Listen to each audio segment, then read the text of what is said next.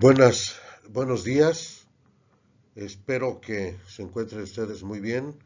Vamos a platicar de una manera muy a vuelo de pájaro lo que debemos de hacer como médicos en el primer nivel de atención médica.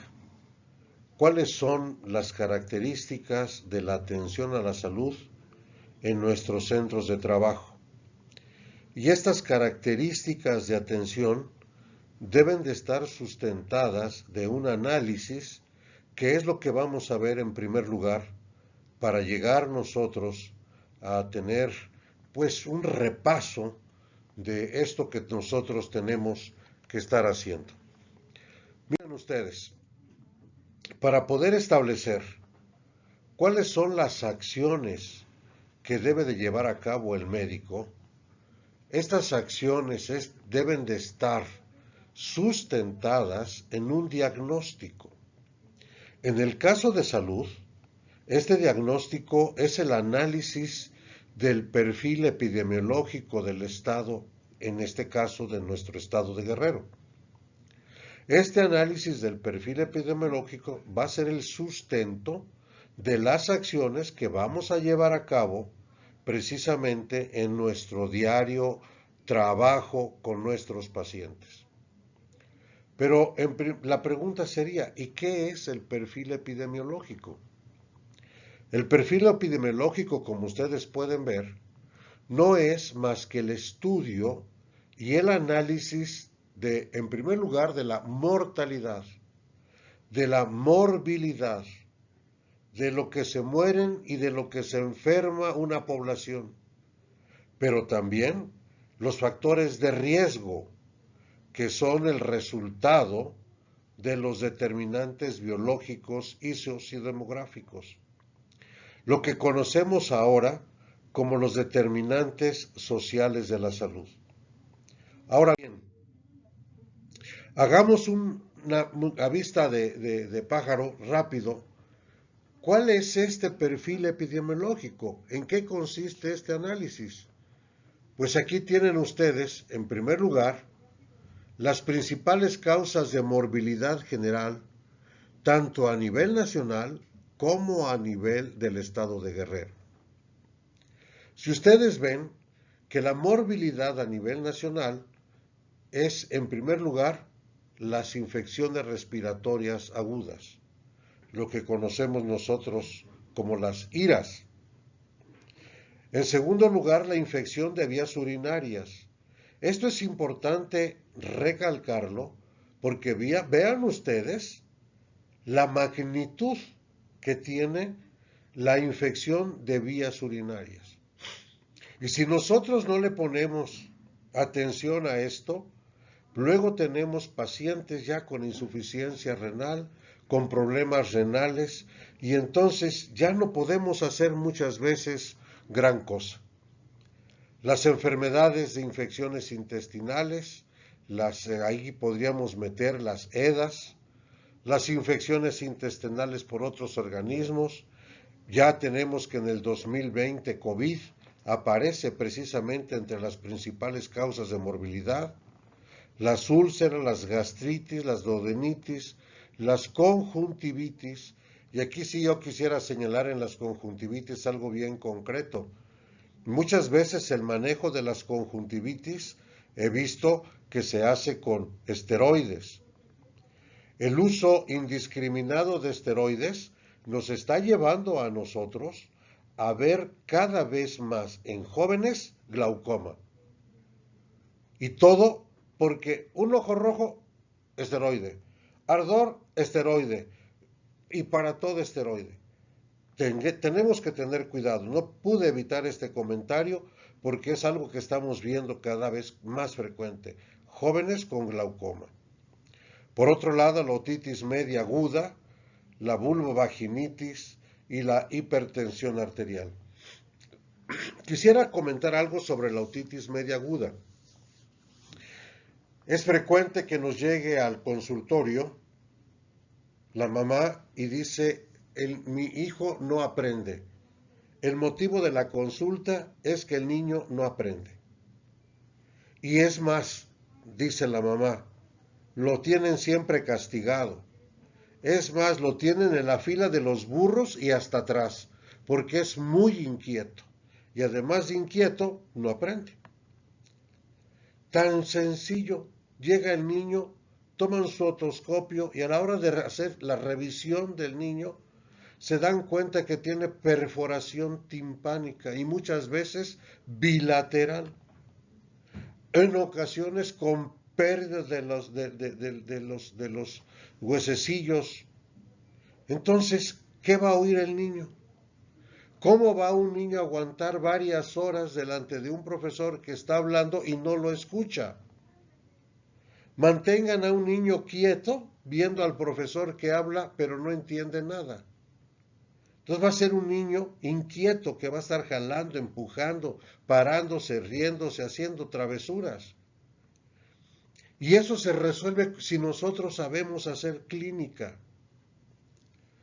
Y dentro de las principales causas de morbilidad en nuestro estado, pues vemos que tenemos algo semejante.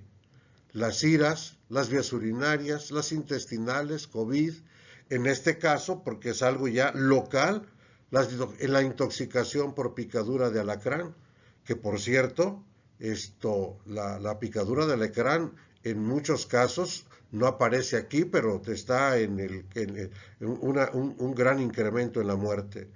Las úlceras, la influenza, la faringitis y amigdalitis estreptocóxicas, la vulvovaginitis y la gingivitis. Las gingivitis y las enfermedades periodontales son el pan nuestro de cada día. Por otro lado, nosotros sabemos que de un grupo de niños, algunos van a tener faringoamigdalitis. Y sabemos perfectamente bien que el estreptococo beta hemolítico es el que nos va a dar, si no lo sabemos manejar, si no lo sabemos tratar, nos va a dar fiebre reumática. Y si en el primer nivel no somos capaces de controlar esto, al rato vamos a tener la necesidad de un recambio valvular por todo el proceso que ustedes ya conocen.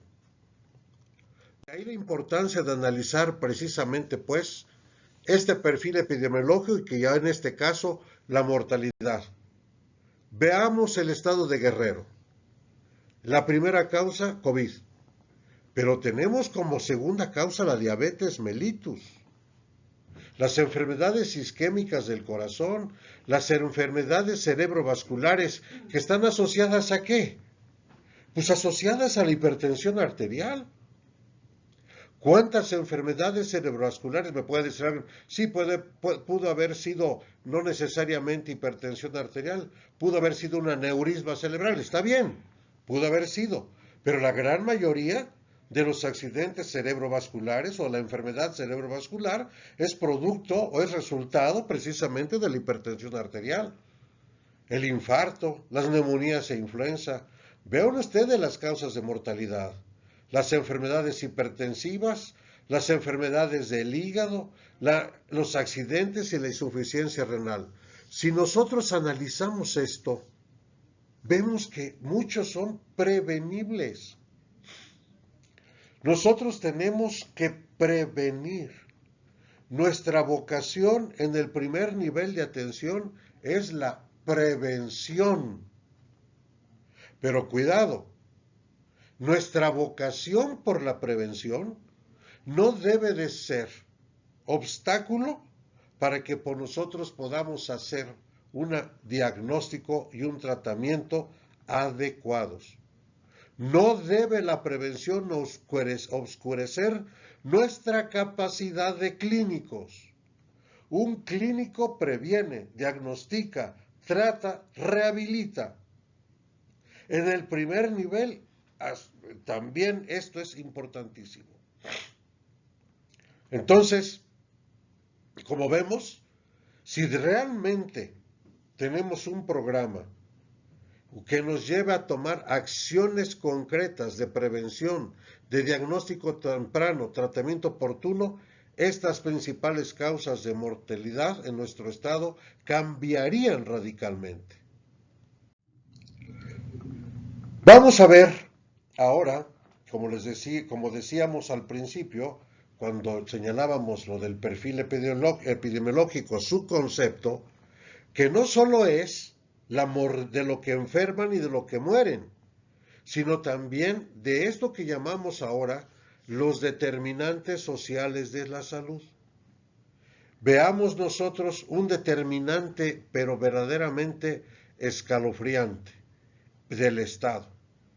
El Estado tiene 81 municipios y de estos 34 son de muy alta marginación, 28 de alta marginación. ¿Qué nos está hablando? Que la población a la que nosotros vamos a atender, esa población en su gran mayoría es pobre, está en áreas de marginación y la pobreza es un factor determinante en el proceso salud-enfermedad. Recuerden, no hay enfermedades, hay enfermos. Y los enfermos y el enfermo, el paciente se va a enfermar precisamente por estas características en las que él está viviendo. Entonces aquí tenemos la pobreza como un factor determinante de enfermedad. En segundo lugar, hablando de determinantes sociales de la salud, las características de nuestra población. Tenemos más de 500,000 de personas de 3 años de edad que hablan alguna lengua indígena. 12 de cada 100 personas que hablan alguna lengua indígena no hablan español. Y al no hablar español, no quiero decir que abandonen su lengua, Debemos de cuidar nuestra cultura, pero sí le tenemos que permitir o que le ayudemos a traducir o que aprendan también el español para que puedan salir y poder tener la gran oportunidad de todos los recursos que ofrece el Estado. Y así tenemos que las principales lenguas son el náhuatl, el mixteco, el tlapaneco y el amuzgo. Nuestra población, la población a la que nosotros vamos a atender, la población que es nuestro objeto principal de nuestro trabajo, la población a la que nosotros nos debemos, nos damos cuenta que 12 de cada 100 personas de 15 años y más no saben leer ni escribir. Estos son los factores, los determinantes sociales de la salud. Estos son los factores que nos van a llevar a la enfermedad.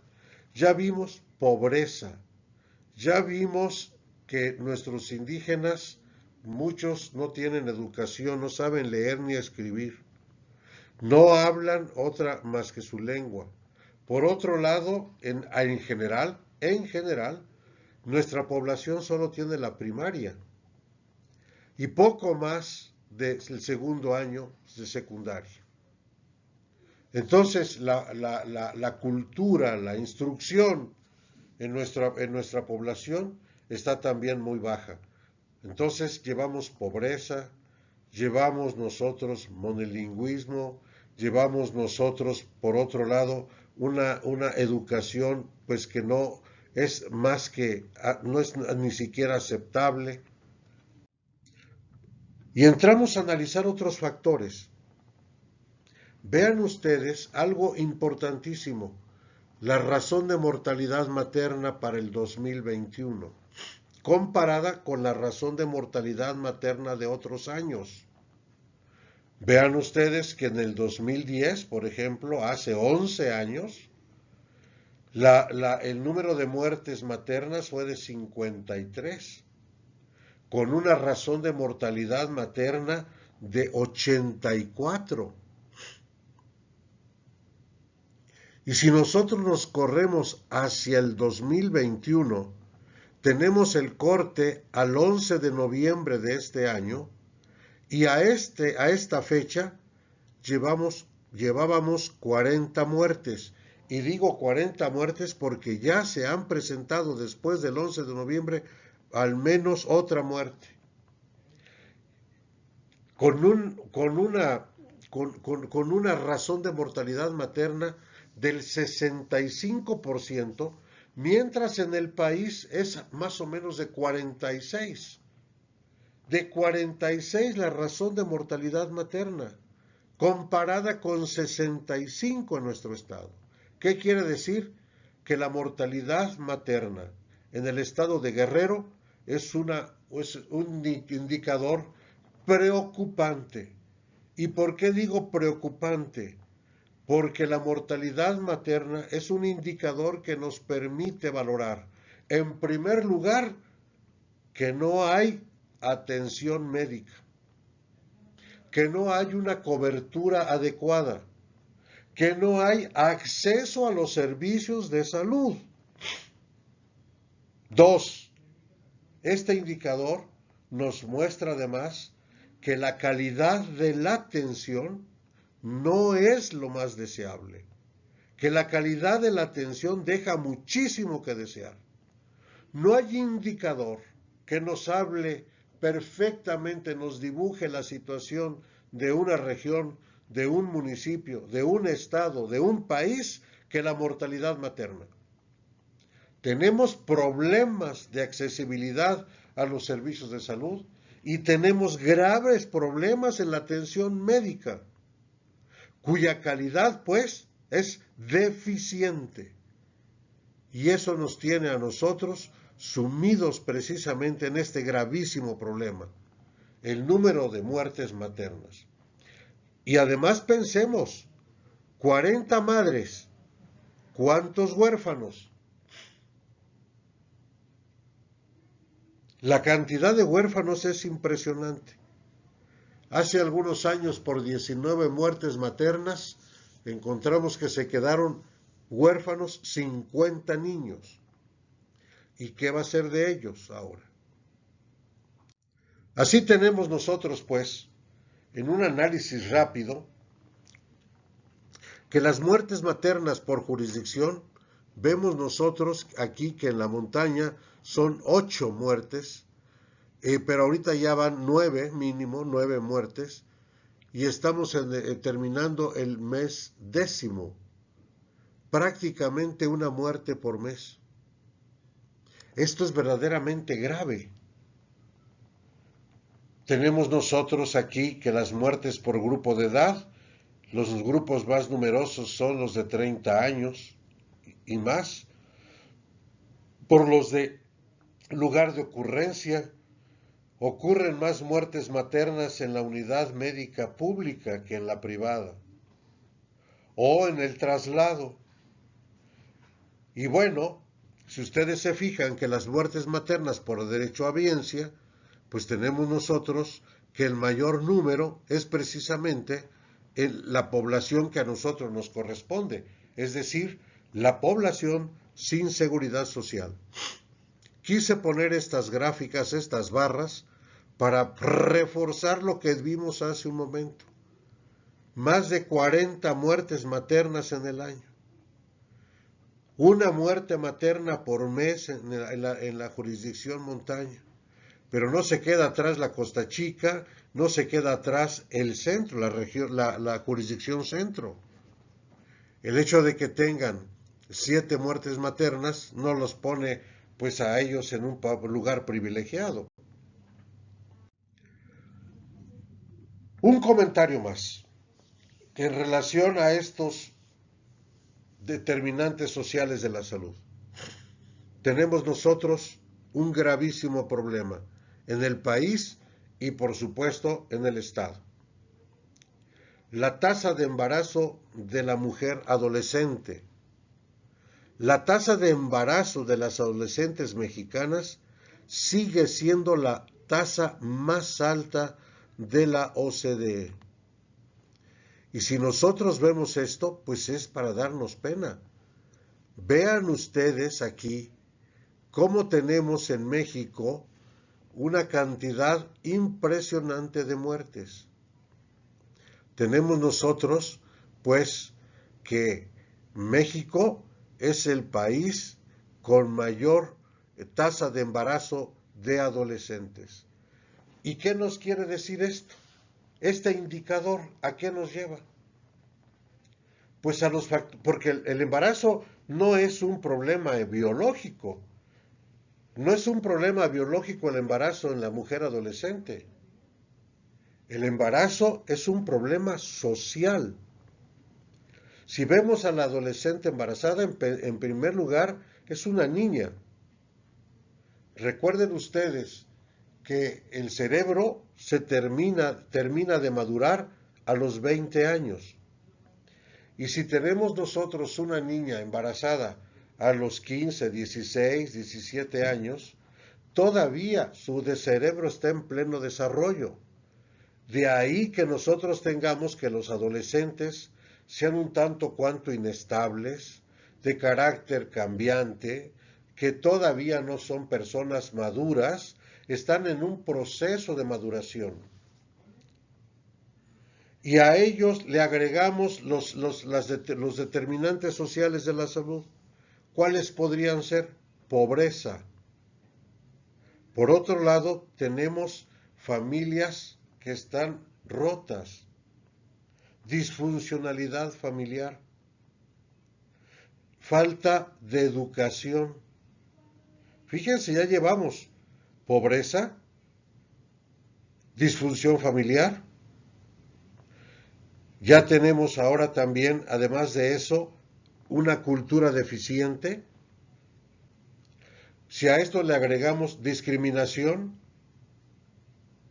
si le agregamos falta de trabajo, porque una mujer embarazada difícilmente encuentra trabajo, y no se diga estas adolescentes, abandono de la escuela, alimentación precaria, engaño.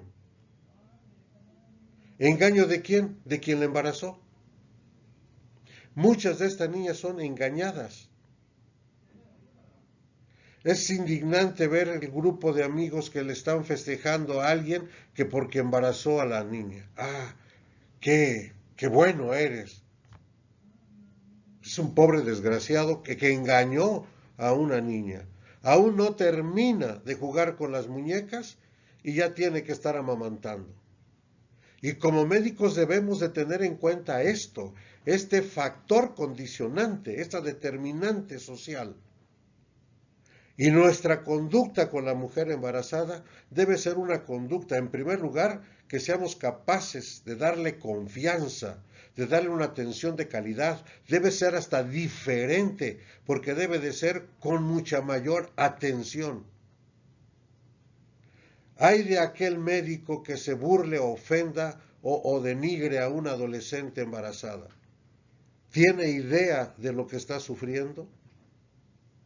Y viene después, que luego muchas veces ante el abandono, la discriminación y abandono de la misma familia, estas se van con las amigas, muchas agarran el alcoholismo, muchas agarran la drogadicción y cuando nace el niño culpan al niño de sus problemas y se repite el ciclo. Y perdón que me haya detenido tanto en esta diapositiva, pero la calidad y el humanismo, la atención de estas mujeres debe ser de primera. Si no, ¿para qué somos médicos? Mejor renunciamos. Si no sabemos tratar a una mujer embarazada con la dignidad que tiene, independientemente de los factores en los que se esté desarrollando, pobreza, cultura, discriminación, engaño, etcétera. Así tenemos en estos cuadros un resumen, que la muerte materna en México se disparó en marzo del presente año en un 95.4% respecto al año anterior, del 2020. En 2020 llegó al 64% y ahorita tenemos el 95.4% de muertes maternas. Y en el estado, ya vimos, al 11 de noviembre se habían contabilizado, no sé si haya subregistro, se habían contabilizado 40 muertes maternas.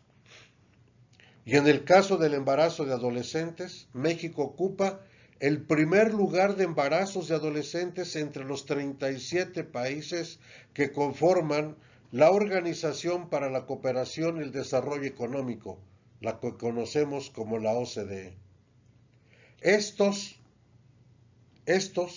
son los factores determinantes que van a llevar a alterar o equilibrar el proceso salud-enfermedad. Y con este análisis del perfil epidemiológico de la morbilidad, de la mortalidad y de estos factores condicionantes, vemos precisamente que la población, pues por supuesto, que es susceptible a un cúmulo de enfermedades.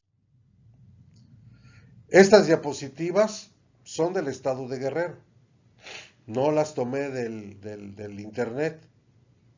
Vean ustedes las condiciones en las que estamos viviendo. De ahí la importancia de la capacitación de ustedes. De ahí la importancia de la actualización en el manejo de estas pacientes. Si ya de por sí sus condiciones socioeconómicas son bajísimas, es increíble que alguien aún así vaya a cargarles culpas a estas o una mala atención a estas pacientes. Vean a ese hombre con el mecapal cargando amarrada la silla, llevando a su esposa en trabajo de parto. Estado de Guerrero. Nuestros paisanos, nuestros hermanos.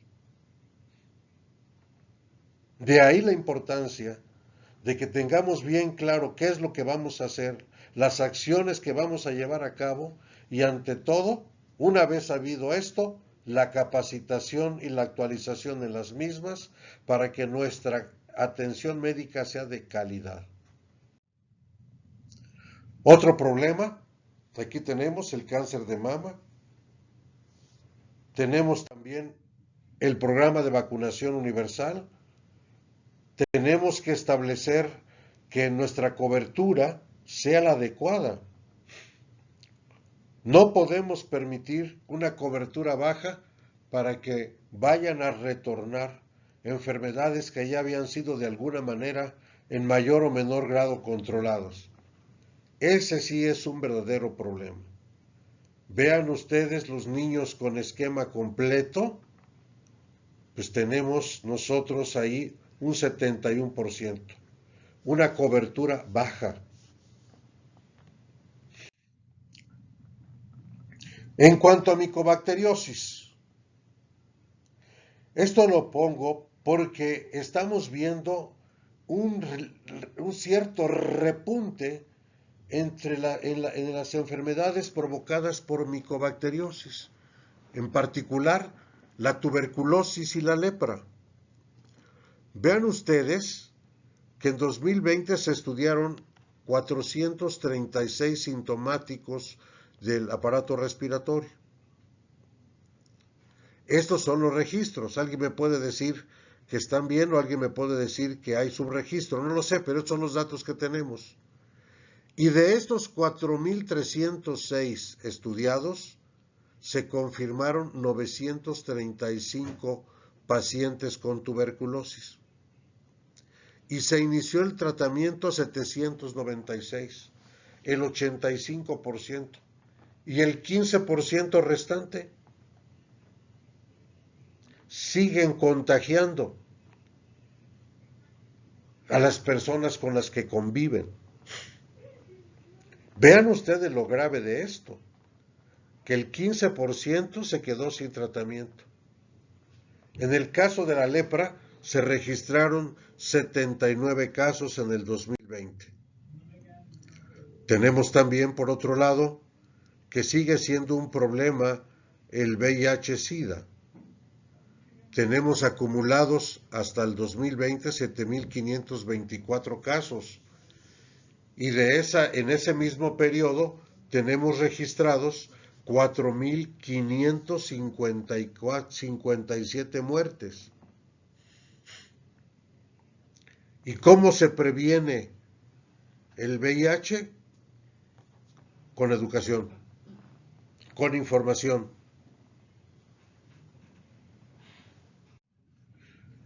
Así pues, hemos visto lo que hemos llamado determinantes sociales de la salud.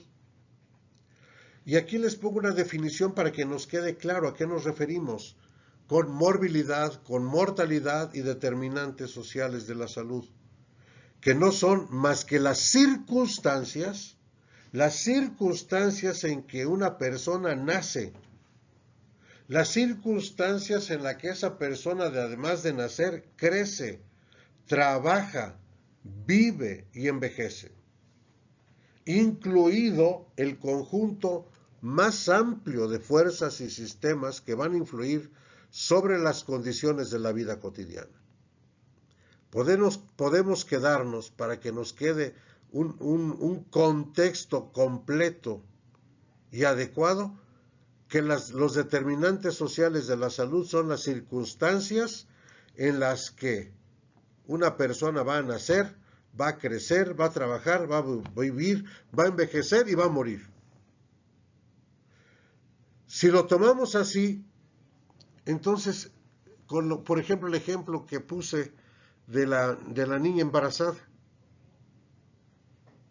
pues imagínense, nace en una familia disfuncional, crece sin educación, trabaja, si es que encuentra trabajo, y muchas veces de trabajos verdaderamente, caramba.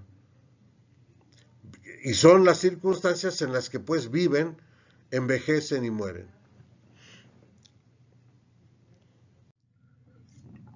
Una vez analizado el perfil epidemiológico, una vez vistas las circunstancias en las que está nuestro pueblo, una vez que hemos visto de qué se enferman y de qué se mueren, cuáles son los factores más importantes que van a influir en el proceso salud-enfermedad, y vuelvo a repetir, no hay enfermedades, lo que hay son enfermos, veamos también rápidamente cuáles serían las características, con base en esto, las características del cuidado y vigilancia en el primer nivel de atención médica.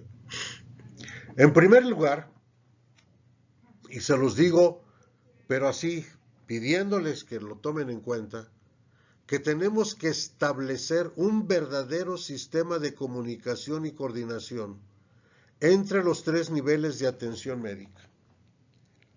Si esto no se logra, una comunicación y coordinación entre el primer nivel, el segundo nivel y el tercer nivel, si esto no se logra, nuestro sistema de referencia-contrarreferencia va a ser un verdadero fracaso. Y ahí en esta pirámide les muestro qué es el primer nivel de atención médica. En nuestro país está conformado por las unidades de medicina familiar del IMSS, por las clínicas de medicina familiar del ISSSTE y por último, por los centros de salud. Los centros de salud que en el país alcanzan un poco más de 10,000 centros de salud y que no necesariamente todos tienen equipo médico. Y no me refiero al equipo médico, al material, me refiero al equipo médico, al grupo de trabajo. Entonces, esto nos lleva a que debemos de establecer un verdadero sistema de comunicación y coordinación. ¿Para qué?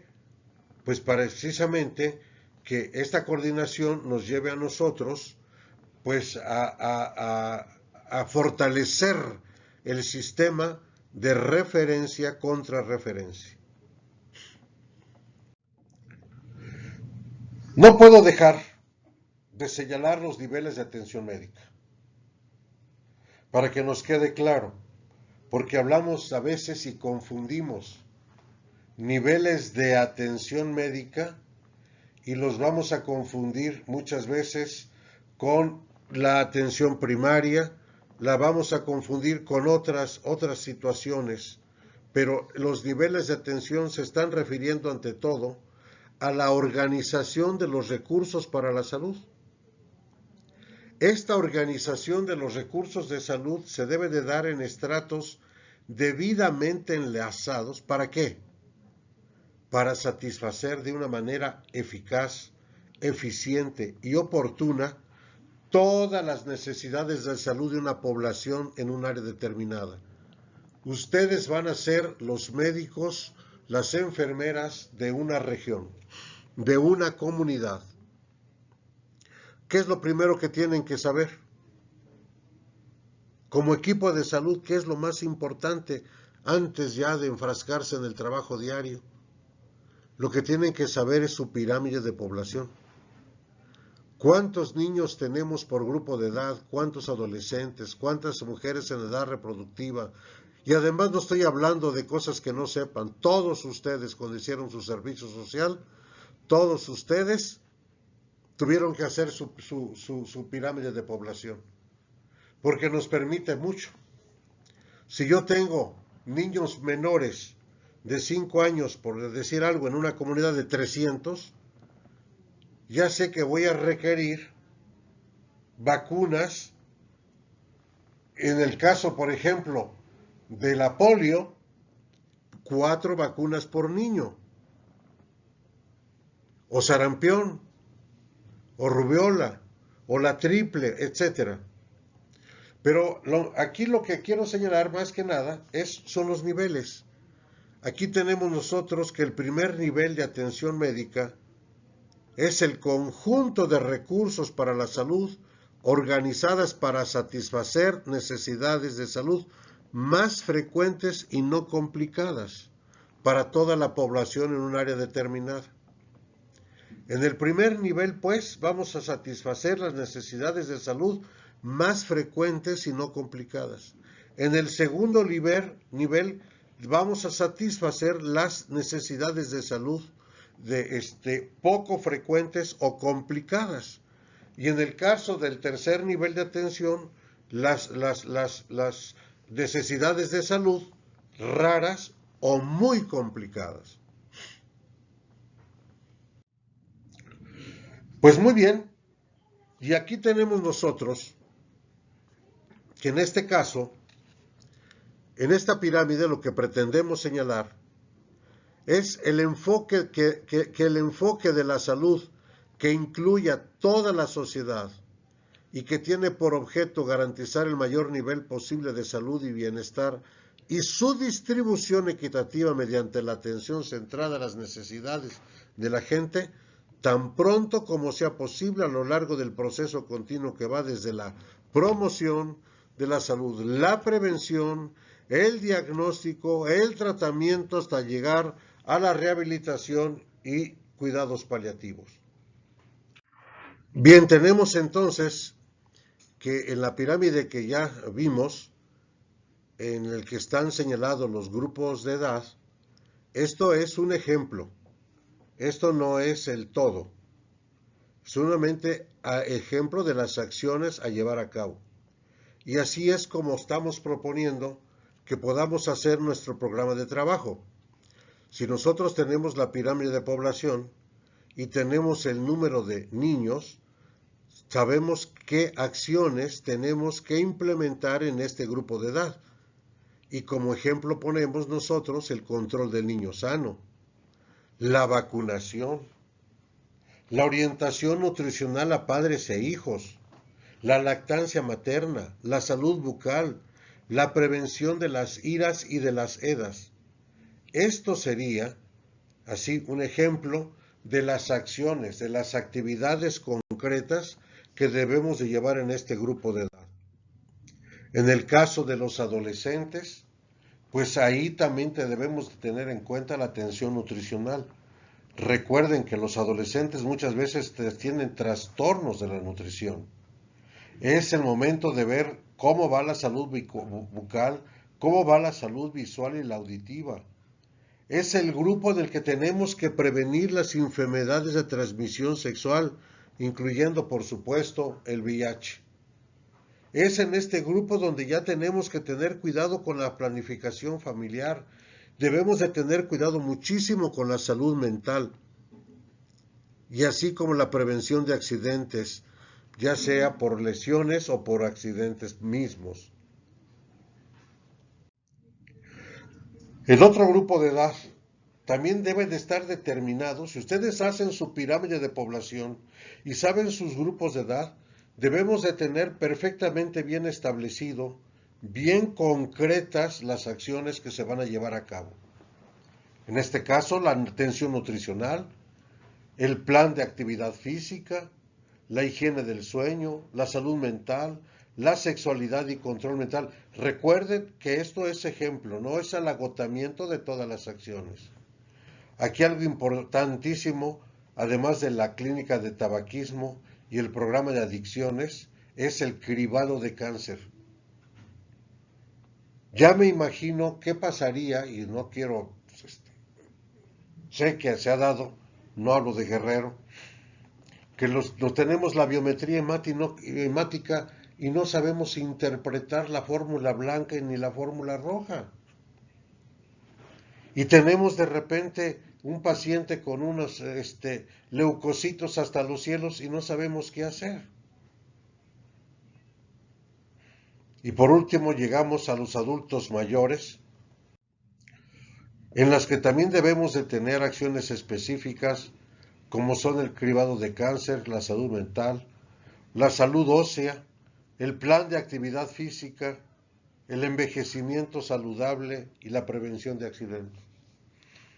Este es así a grandes rasgos lo que nosotros estamos viendo de acciones a llevar a cabo en nuestra población. Tratando de resumir, considerar para nuestro trabajo que tenga el sustento, el fundamento, que tenga precisamente una base de arranque, unos cimientos. Y estos cimientos son el conocimiento y el análisis del perfil epidemiológico y los determinantes sociales de la salud que están llevando a un paciente a enfermarse o vivir sano. Y luego, para la hora de trabajar, es importantísimo que tengan su pirámide de población. Porque conociendo la población que nos toca por grupo de edad, nos va a permitir establecer los programas específicos para cada grupo de edad. Como acabamos de ver, y que eso no son todos, es un ejemplo para que fuéramos viendo las acciones por grupo de edad. Pues concluyo con esta frase, y que yo espero que ustedes se la graben. Es una frase que nos puede llevar a nosotros a tomar conciencia de lo que estamos haciendo. Y esta frase reza así: que el mayor daño que se le puede ocasionar a un paciente es no estudiar. Nuestro compromiso como INSABI es apoyarlos en su capacitación y en su educación continua. Pero esta capacitación y esta educación continua debe ir dirigida. ¿Para qué? Para las prioridades, dirigida a las prioridades de atención médica. Si yo las empiezo a capacitar a ustedes sobre la fiebre de las montañas rocallosas, es interesantísimo. Saber de la fiebre de las montañas rocallosas es interesantísimo, pero ¿tenemos fiebre de las montañas rocallosas en Guerrero? ¿Qué es lo que tenemos que capacitar y actualizar para permitirnos dar una atención de calidad? Pues lo que estamos viviendo. Que nuestros pacientes se están muriendo de diabetes, de enfermedades cerebrovasculares, que se están muriendo las madres por una mala atención y por una falta de atención, que nuestros niños pueden estar, imagínense que nosotros se nos muera un niño por leucemia porque no supimos leer o interpretar la biometría hemática.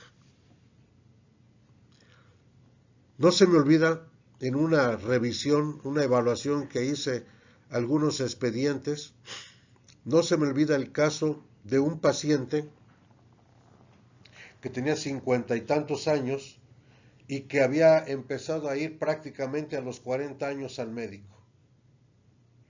Y su problema era precisamente diabetes mellitus. Hice una gráfica de sus glucosas y desde los 40 a los 52 años no había tenido ni una determinación de glucosa normal. La gráfica en estos 10, 12 años había sido siempre una hiperglicemia. ¿Cómo es posible que en 11 años no hayamos podido controlar una glicemia? Por otro lado, encontré entre los exámenes que ni siquiera estaban comentados. Me da la impresión que lo pidieron y nunca nomás lo metieron al expediente o no supieron interpretar que ya estaba tirando proteínas por orina el paciente. Ha de haber dicho el médico, qué bonito, mira, ya tira proteínas, sin darse cuenta del gravísimo problema que ya tenía el paciente. De ahí pues que el mayor daño que se le puede ocasionar a un paciente es no estudiar. Muchas gracias. Espero que esta breve plática los estimule para que empecemos un programa que basado en las necesidades de salud de la población podamos capacitarnos y llegar a un programa de educación continua que nos permita dar una atención de calidad, observando siempre la dignidad de los pacientes. Muchas gracias.